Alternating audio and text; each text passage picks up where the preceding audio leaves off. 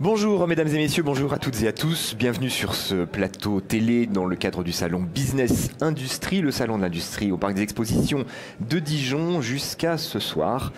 Nous allons aborder dans cette... Alors je précise que ce plateau télé est visible en direct et en replay sur le site internet de l'événement businessindustrie au pluriel-dijon.com. Nous abordons dans cette rencontre de ce matin le sujet de l'innovation et de l'accompagnement des entreprises innovantes et des startups.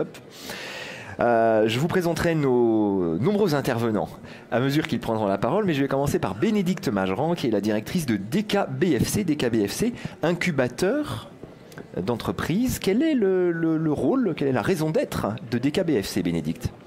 Alors DKBFC est déjà l'un des 19 incubateurs de la recherche publique au niveau national, c'est-à-dire que c'est un incubateur qui est labellisé par le ministère de l'Enseignement supérieur et de la Recherche. Nous sommes là pour accompagner des entreprises, des startups innovantes qui sont soit issues de la recherche publique, soit qui viennent chercher de l'excellence dans nos laboratoires de recherche. Un incubateur, c'est un lieu où on héberge, où on accueille des entreprises, mais pas seulement. Alors, un incubateur, c'est un lieu où on héberge et on accueille des entreprises, mais la particularité de DKBFC, c'est qu'il se déploie sur toute la région Bourgogne-Franche-Comté, et c'est que ces lieux sont finalement sur toute la région Bourgogne-Franche-Comté. Et pour répondre à votre question, c'est pas seulement un accompagnement, non, c'est aussi une mise en réseau que l'on déploie, avec dans un premier temps un comité de sélection avec tous les acteurs de l'écosystème qui sont autour de la table et qui vont rencontrer les startups au cours de leur vie entrepreneuriale, petit à petit. Et puis un accompagnement aussi individualisé par des chargés d'affaires qui sont experts dans les domaines spécifiques des startups, avec l'équipe, la techno, tout ce qui est juridique, marché. Mais aussi, on va les challenger, parce que c'est ça la force des incubateurs au niveau national, c'est qu'on challenge les startups. Alors, on les challenge aussi bien pour leur création que pour des concours d'innovation auxquels ils vont participer. Vous les accompagner ou dans la préparation oui. à ces concours. Voilà. Oui, on les accompagne. Anas d'ailleurs pourra en témoigner tout à l'heure. Exactement. Il vient faire 3 jours. Voilà. Il n'en peut plus. Voilà. Notamment le concours iLab, on aura l'occasion d'en parler tout à l'heure. Combien d'entreprises accueillies, hébergées, accompagnées aujourd'hui par DKBFC ? Alors, on est toujours sur une quarantaine d'entreprises à l'instant T sur toute la Bourgogne-Franche-Comté, avec plus de 50% sur finalement Dijon et Besançon. Et les 50 autres % sont sur toute la région Bourgogne-Franche-Comté. Un point important, vous évoquiez tout à l'heure, Bénédicte, l'écosystème dijonnais. Dans cet écosystème et dans le long parcours de la création de l'entreprise, depuis l'émergence jusqu'à la commercialisation des produits et des services, où est-ce que vous vous situez, DKBFC ? Alors nous, on se situe juste après, on se situe au début finalement de l'aventure entrepreneuriale. Juste après, finalement, tout ce qui est maturation techno, etc., juste après les labos. Mais on se situe vraiment au tout début. Et je tiens à insister sur... C'est des entreprises qui ne sont pas forcément créées juridiquement parlant encore. Non. Voilà. Non, elles ne sont pas il y en a certaines qui sont déjà créées, mais elles ne sont pas forcément créées. Et j'insiste sur la qualité de l'écosystème en Bourgogne-Franche-Comté parce qu'il y a des startups comme Anas, par exemple, qui viennent aussi rechercher l'excellence de nos laboratoires de recherche, mais aussi l'écosystème qui est un écosystème de proximité. Cet écosystème en tout cas les services au sein de cet écosystème vont se renforcer à partir du 1er janvier avec la création d'un parcours spécifique pour les startups Deep Tech créé par DKBFC. Pourquoi vous avez souhaité mettre l'accent sur ce créneau-là ? Donc DKBFC a 6 ans. Ça fait 6 ans que nous sommes là et on a vu une montée en puissance en fait des startups Deep Tech. On a désormais une dizaine de startups Deep Tech par an. Et donc, il faut bien évidemment répondre à leurs besoins spécifiques parce que la Deep Tech, il y a une rupture technologique très très importante qui fait que c'est beaucoup plus long en développement jusqu'à la commercialisation du produit.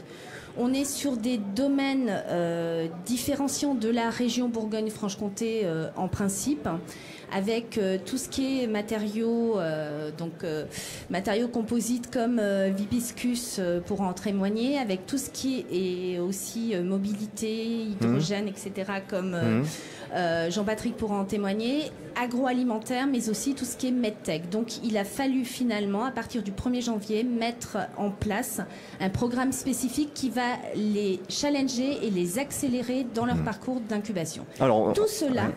Tout cela chez DKBFC à titre gratuit. C'est-à-dire que les startups n'ont rien à payer et en plus elles bénéficient d'une enveloppe qui va leur permettre de financer des études de marché, des études juridiques et aussi un hébergement mis à disposition. Bon, ça c'est bien vendu. Bravo Bénédicte. Non mais c'est gratuit. Ouais, non, mais, alors je le dis jamais et on me le reproche. Donc là je le dis. Et ben voilà, gratuit. Et au moins le message est très clairement passé. Vous êtes venu Bénédicte avec 3 de vos incubés que vous venez de citer. Donc je vais leur proposer de se présenter. Et puis la question en fait que je souhaite évidemment poser à chacun d'entre vous, c'est ce que DKBFC vous a apporté et qu'on comprenne finalement l'intérêt de se développer au sein d'un incubateur régional comme celui-ci. Anas Eridaoui, pour commencer, vous êtes cofondateur avec Jeanne Baudevin de Fungit.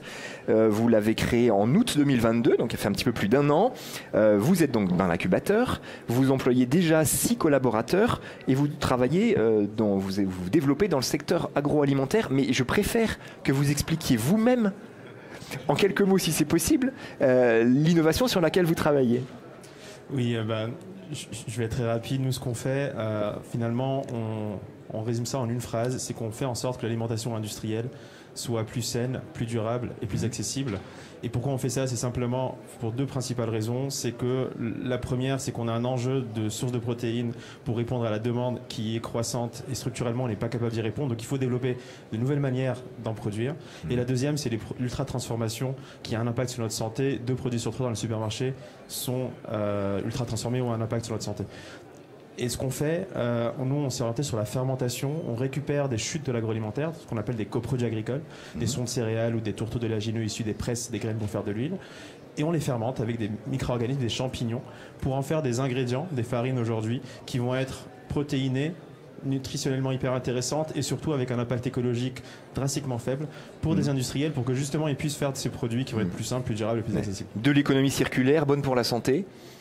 Et produits 100% naturels, on l'a bien compris. Vous en êtes où aujourd'hui dans le développement de Fungit? Oui, ça fait 1 an et quelques mois qu'on est créé. Ça fait 2 ans qu'on a commencé à travailler sur Fungit et qu'on a rejoint l'incubateur des KBFC.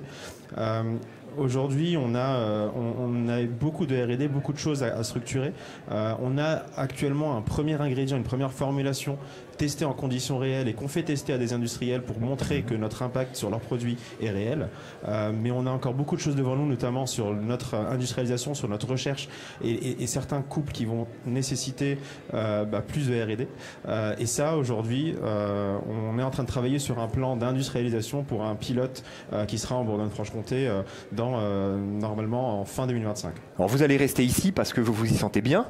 Vous avez trouvé toutes les ressources pour vous développer. Cet écosystème qu'évoquait Bénédicte à l'instant, qui vous a aidé, accompagné, quels ont été les acteurs le long de votre chemin? C'est marrant que Bénédicte soit là parce que c'est aujourd'hui la première personne que j'ai rencontrée physiquement à Dijon quand je suis arrivé pour un événement organisé par Vitagora et la Foodtech à l'époque. Ça fait déjà 2 acteurs de l'écosystème que vous venez de citer. Et en fait, justement, c'est ces 2 acteurs-là que j'ai rencontrés au début et qui m'ont permis de nous structurer. Donc j'ai rejoint l'incubateur des KBFC dès le début, qui nous a permis, Bénédicte en a parlé, d'avoir une enveloppe financière. Parce que quand on n'est pas encore créé, quand on a encore beaucoup de choses à avancer, c'est la meilleure manière de dérisquer un projet et d'avoir des choses qui vont être assez importantes pour nous, pour structurer notre projet d'entreprise. Et donc ces premiers acteurs, donc des KBFC et Vitagora, qui est un cluster très réputé sur l'agroalimentaire qui nous a permis de rencontrer l'écosystème et d'avoir justement des partenaires dès le début sur certains aspects, que ce soit sur des partenaires prestataires privés, mais surtout des partenaires publics sur la recherche publique, qui nous a permis donc de développer ce qu'on a développé aujourd'hui et de maturer notre projet d'entreprise. Et surtout ensuite, les premiers acteurs et les acteurs qu'on a rencontrés, des KBFC nous a permis de rencontrer tout l'écosystème, que ce soit BPI qui est un autre premier premier soutien aujourd'hui financier par rapport à notre projet d'entreprise. La région Dijon Métropole et beaucoup d'autres acteurs qui aujourd'hui font que la richesse de cet écosystème et aussi la proximité, c'est aussi un point important de rencontrer ces personnes-là et d'avancer sur notre projet. Vous avez maturé, vous avez profité du réseau, vous avez dérisqué, on l'a bien compris. Financièrement parlant, vous avez eu besoin de lever combien et vous allez lever combien encore? Aujourd'hui, on a fait le compte récemment. On a pu récolter un financement au total de 500 000 euros. Oui.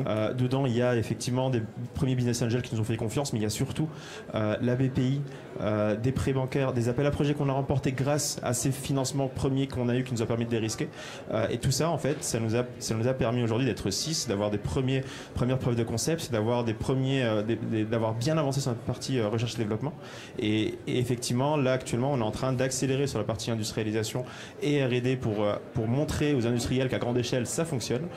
Et donc une levée qu'on prévoit au printemps, le prochain printemps, d'1 million d'euros. Donc ça, c'est le projet 2024. 2024, vous serez également candidat au concours iLab qu'on évoquait tout à l'heure avec Bénédicte. C'est important de participer et quitte à faire de gagner ce genre de concours? Complètement. C'est important à double titre, j'ai envie de dire, parce que on gagne effectivement et lorsqu'on gagne, on a une subvention d'un montant important qui finance de la R&D, donc on est sur une base de jusqu'à 600 000 euros de subvention, ce qui est énorme et qui aujourd'hui est une exception française dans le monde des startups. Et ça nous permet justement de dérisquer un certain nombre de choses. Mais pour moi et pour mon expérience de FunGit, ce que je mettrais en avant d'abord, c'est pour ça qu'on a participé au dernier appel à projet et qu'on était encore très jeunes, ça nous a permis de nous structurer, ça nous a permis de nous préparer, de dérisquer un certain nombre de choses et aussi d'adapter notre stratégie, parce qu'on a pu bénéficier d'un accompagnement très qualitatif avec des KBFC, qu'on a pu nous confronter à ça et qu'aujourd'hui on recandidate cette année, qu'on sort aussi d'une préparation à ces 3 derniers jours qui a été assez intense, on a besoin de digérer, mais qui va nous permettre d'encore plus structurer ce qu'on fait et qui va nous permettre là de potentiellement remporter. C'est tout ce qu'on vous souhaite. L'importance d'iLab, c'est pas Jean-Patrick Corseau qui va la contester, puisque son entreprise est lauréate iLab de 2023. Vous êtes le cofondateur, de Clean. Ça s'écrit CLH. Y2N, le HY étant le symbole chimique de l'hydrogène. Absolument, le H, et le CL, le fuel cell. Et vous êtes chercheur à Femto. Non, je ne suis pas chercheur, je suis entrepreneur et j'ai rencontré un chercheur de Femto qui avait déposé effectivement. Oui, pardon, vous avez fondé avec un chercheur de Femto l'entreprise Clean. Voilà, c'est plus clair comme ça. Si je lis mieux mes notes, c'est mieux. La création remonte à mars 2022 et votre objectif, c'est de créer une pile à combustible. C'est bien ça? C'est l'objectif? Absolument. Vous en êtes où aujourd'hui dans ce projet technologique? Donc on est un projet Deep Tech, comme vous l'avez dit, créé en mars 2022. Cependant, nous on essaie d'aller très très vite et d'industrialiser le plus vite possible pour avoir des premiers produits sur le marché début 2025. Pourquoi? Pour accélérer cette décarbonation dans la mobilité qui est essentielle pour le changement climatique, comme vous le savez. Des piles à combustible qui sont implantées dans des véhicules légers, lourds? Absolument, donc l'idée c'est de procéder en 2 étapes. La première étape étant des premières piles pour la mobilité légère, terrestre, aérienne ou marine d'ailleurs. Et puis dans un deuxième temps d'aller vers la mobilité lourde. Mais déjà de commencer à un premier marché, de commencer à générer une première source de revenus dans la mobilité légère, dans le monde déjà. Donc on a des prises de contact à la fois en France, Europe, Japon, Amérique du Nord déjà. Industrialisation de la pile fin 2024, ça approche, dans un an à peu près. C'est très tendu, c'est très tendu, mais on y croit. On a une belle équipe pour ça. On est une dizaine. On est 10 personnes, on va être 11. Il y a des ingénieurs et ingénieureux. Il y a des techniciennes, il y a des docteurs et docteureux. Donc on a vraiment un mix très très intéressant de talents pour nous permettre d'avancer le plus vite possible. Une dizaine de collaborateurs sur 3 sites, donc je le précise, Chalon-sur-Saône, Besançon et Lille-sur-le-Doubs, là où sont menés les essais. Quelles structures vous ont accompagné au cours de votre développement? La première que je vais citer, c'est évidemment DECA, et pas forcément parce qu'elle est à côté de moi, mais parce qu'ils ont joué un rôle vraiment énorme pour nous.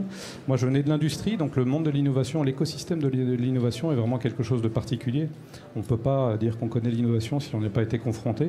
Et donc c'est DECA qui m'a aidé à plonger dans cet univers avec ses codes, avec ses réseaux, avec ses financements il faut vraiment passer par là, et DECA, c'est une porte d'entrée fabuleuse pour démarrer la vie dans l'innovation. Une porte d'entrée qui débouche sur des contacts avec qui, en l'occurrence, qui a été clé? DECA nous a mis en contact avec la région, avec BPI, l'AER, et puis ensuite ça a été les pôles de compétitivité, donc le PMT à Besançon, le PVF, Pôle véhicule du futur. Département, Pôle véhicule du futur, absolument. Donc on commence par DECA, et ensuite ça nous donne, et ensuite le national, bien sûr, via ELAB, via BPI national aussi, qui nous suit de près au travers du programme Deep Tech. Il y a une certaine complexité finalement dans cette multiplicité d'acteurs pour un créateur d'entreprise comme vous, qui rend véritablement pertinent et précieux le recours à des KBFC par exemple. Je ne sais pas si complexité c'est le mot exact, mais effectivement il y a beaucoup de choses à savoir, il y a beaucoup de dispositifs qui existent. Par contre, tous ne sont pas adéquats pour le moment donné, pour le secteur donné. Donc il faut cheminer, et DECA nous aide à ça justement, à trouver la bonne voie pour commencer un premier accompagnement, puis un deuxième, et pour qu'ensuite la porte s'ouvre beaucoup plus largement. Grâce à BPI, moi je les remercierai jamais assez également de leur aide, de la même façon qu'Anas l'a fait tout à l'heure. Ouais. On est là aussi grâce à eux. Pour vous, c'est combien d'investissements ou combien de fonds levés ou à lever? Donc on a levé à peu près 1,5 million là, l'été dernier. On a également des financements de BPI et de la région et du pool bancaire je ne vais pas rentrer dans les détails, mais de plusieurs millions en tout cas. Ouais. Et puis justement on a une levée de fonds qui est prévue fin 2024 pour aller vers la série. Là l'idée c'est de développer l'industrialisation, on est en plein dedans, pour que les outils série soient prêts, notre usine pilote soit prête, et qu'on rapatrie tout ça et qu'on démarre l'usine. Encore un mot sur l'écosystème technologique, j'allais dire cette fois, de la même façon que Fungit finalement s'appuyait sur l'expertise et les spécialités agro du territoire dijonnais, vous c'est l'appui sur les équipes de recherche et les spécialistes de l'hydrogène, notamment côté Nord-Franche-Comté. Oui, en partie, ouais. Et puis beaucoup la partie industrialisation. Quand vous prenez un projet Deep Tech, vous partez avec, nous on est parti avec des petites piles comme ça. Quand vous commencez à travailler sur le kilowatt qu'on est en train de le faire, puis les dizaines de kilowatts qu'on va le faire demain, il faut de l'industrialisation, il faut des experts en industrie, et d'où l'intérêt d'élargir cette équipe au départ de chercheurs à des ingénieurs. Je poursuis ce tour de table avec Gaël Maten, fondateur de Vibiscus en septembre 2021. Votre métier, ce sont les systèmes d'absorption du bruit provoqués dans les bureaux, dans les entreprises, par les systèmes de ventilation et de climatisation. J'ai bien résumé? C'est bien résumé, oui. Nous, on travaille sur le bruit. Alors, une petite phrase, le bruit, c'est une pollution, comme les particules fines. Et comme les particules fines, c'est invisible, mais ça tue. Voilà. On parle d'une réduction de l'espérance de vie en bonne santé. Le bruit, ça induit du stress, donc plus de maladies cardiovasculaires, des enfants qui ont des moins bonnes capacités d'apprentissage à l'école. Donc c'est un vrai enjeu de société qui globalement coûte 150 milliards d'euros par an en France. C'est un sujet sociétal majeur. Bon, vous avez bien bossé les études éventuelles qui ont pu être faites sur le sujet, j'entends bien.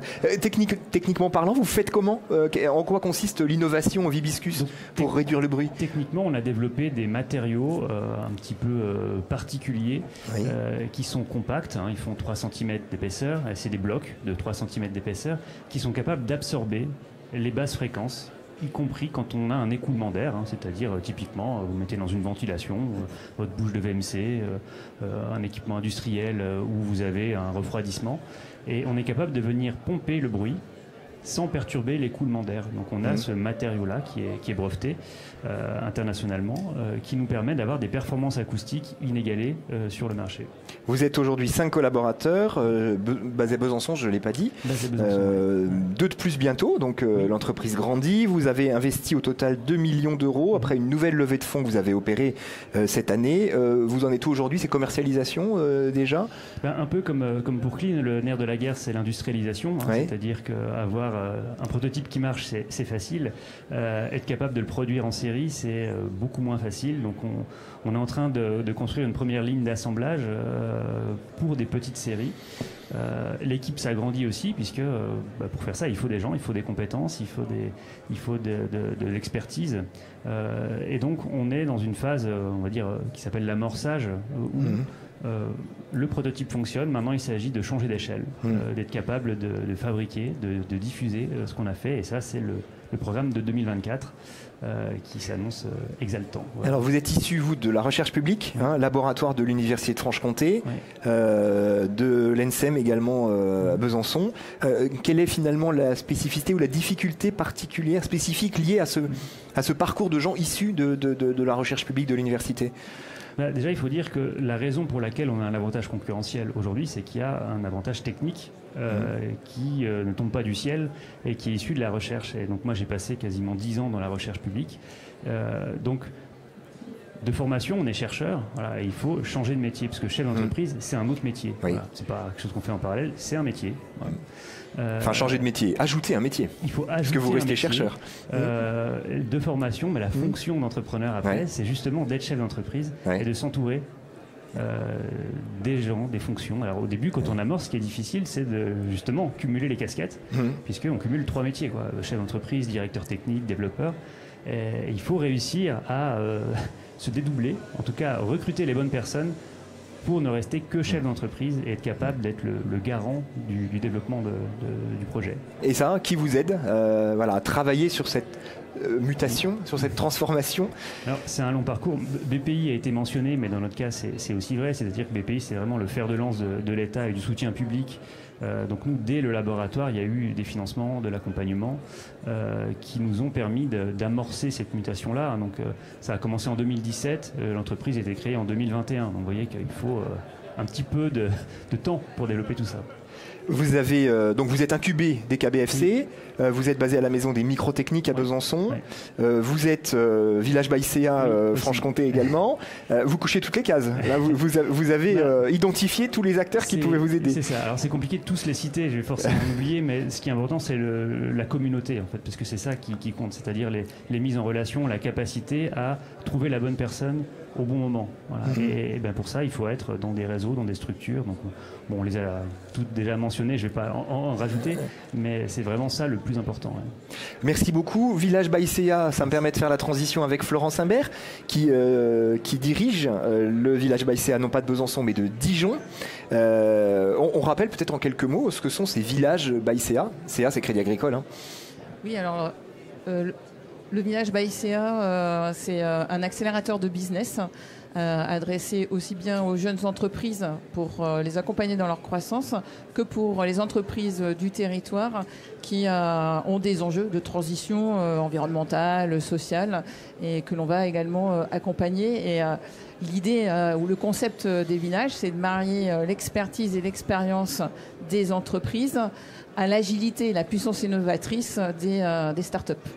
Voilà. À Dijon, Village Baïséa est sur 2 sites. Votre site un peu historique en plein centre-ville, qui existe toujours. Tout à fait. Et puis les locaux flambant neufs à la Cité internationale de la gastronomie et du vin. Avec du coup une spécialité ou pas spécialement ou pas forcément sur tout ce qui touche à l'agro, à la food. Alors effectivement, nous avons 2 sites, un qui est situé en plein cœur de la Cité internationale de la gastronomie et du vin, et puis on a celui où le village est né en 2018 et qui est devenu notre hameau. Voilà, donc on a un village, on a le hameau, et il n'y a pas de spécificité. On reste l'objectif pour nous, c'est vraiment de pouvoir accompagner les entreprises qui ont entre moins de 5 ans d'existence, qui vont apporter une solution, un service innovant, mais ça peut être dans la santé, ça peut être deep tech, ça peut être ag tech, ça peut être food tech. On reste généraliste parce qu'il y a des beaux talents quand même qui sont permis notamment aussi grâce aux écoles qui sont implantées sur notre territoire. Donc on essaye de les capter et l'objectif donc c'est de pouvoir accompagner donc des solutions, des services innovants qui ont fait la preuve de leur concept. Voilà. Donc on arrive après DK BFC. Donc dans l'ordre, dans l'écosystème, c'est DK puis a priori vous. C'est ça. D'accord. Et nous on va les accompagner dans leur business, dans leur croissance. Et comme ça a été très bien dit aussi, c'est une phase où en fait les startups vont passer de chef de projet à chef d'entreprise parce qu'en croissance, eh bien on fait grandir aussi son équipe. Et c'est là et sur ces domaines-là qu'on peut les accompagner au travers d'accompagnement personnalisé, d'ateliers collectifs. Et on va être aussi sur les mises en relation orientées permises grâce au réseau des villages. En l'occurrence, donc, les entreprises sont créées quand elles sont chez vous. Elles sont en train d'industrialiser, voire ont commencé à commercialiser pour certaines d'entre elles. Elles ont commercialisé et on est dans la phase de croissance. Voilà. Combien d'entreprises au village Baïséa de Dijon ? Alors, le village, c'est un réseau, comme je disais, donc juste pour expliquer, parce que je crois que c'est aussi sa force. Il y a 44 villages, il y a 1500 startups qui sont accompagnés, dont 600 alumni et 700 entreprises partenaires. C'est parce que si l'hibiscus est là, il vient de Besançon et on a des liens qui sont étroits, au-delà du fait qu'il soit de la région Bourgogne-Franche-Comté.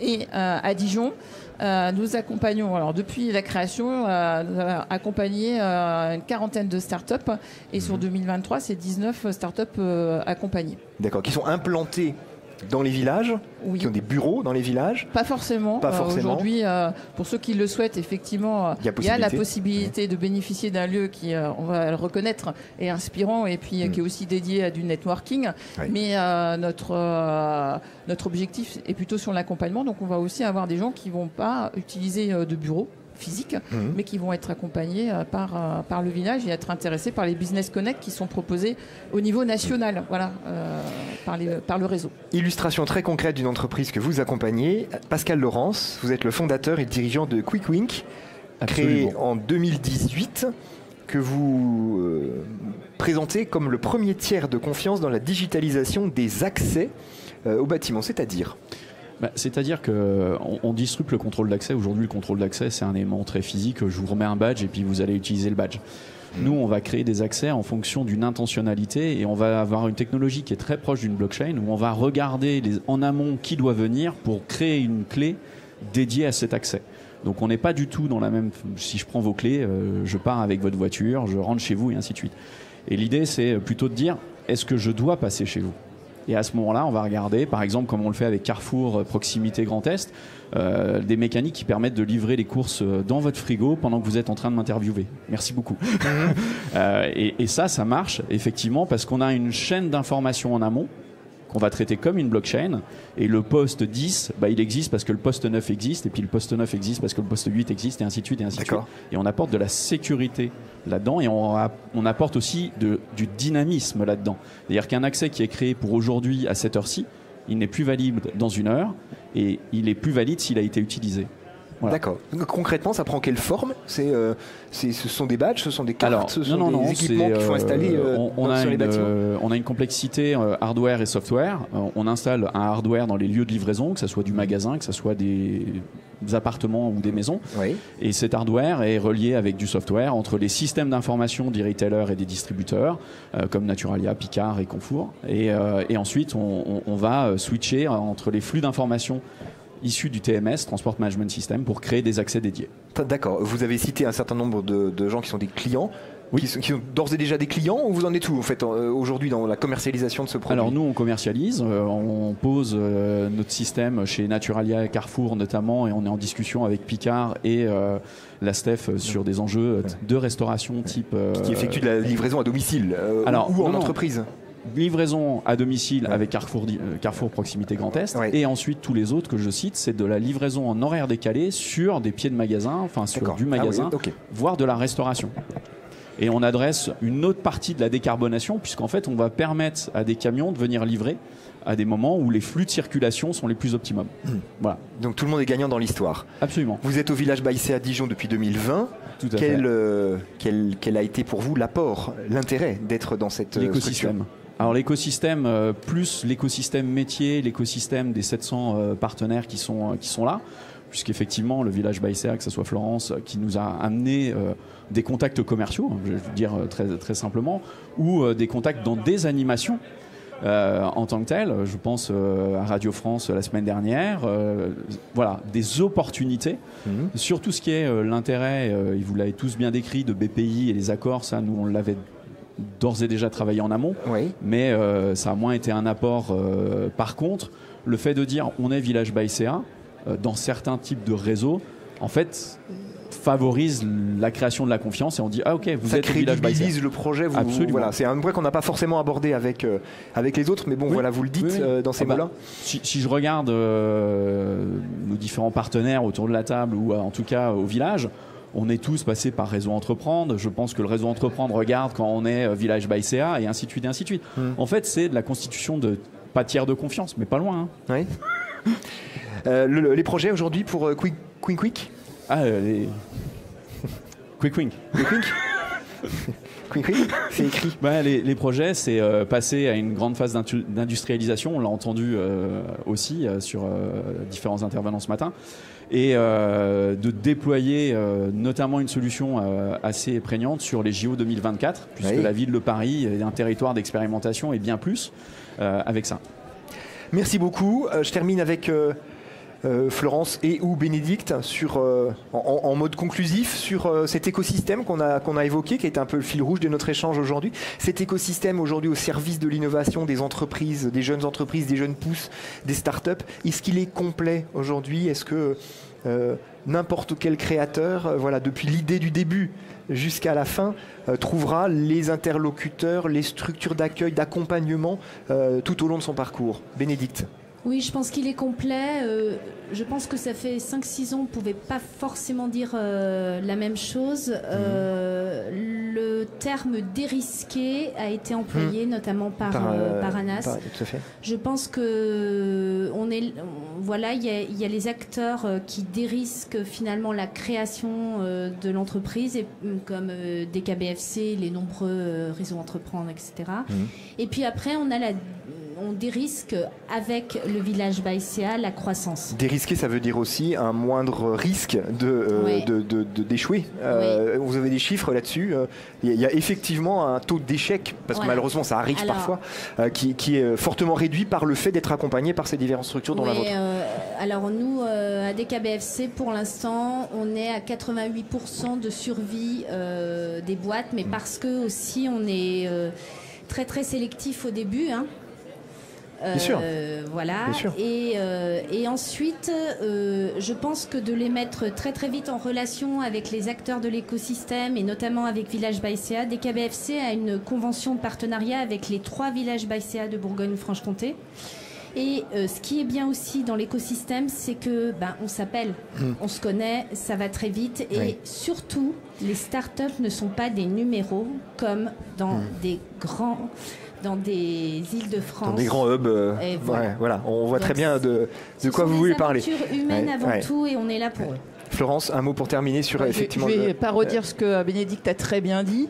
Je trouve qu'effectivement, et je trouve que le témoignage que nos startups ont apporté le prouve.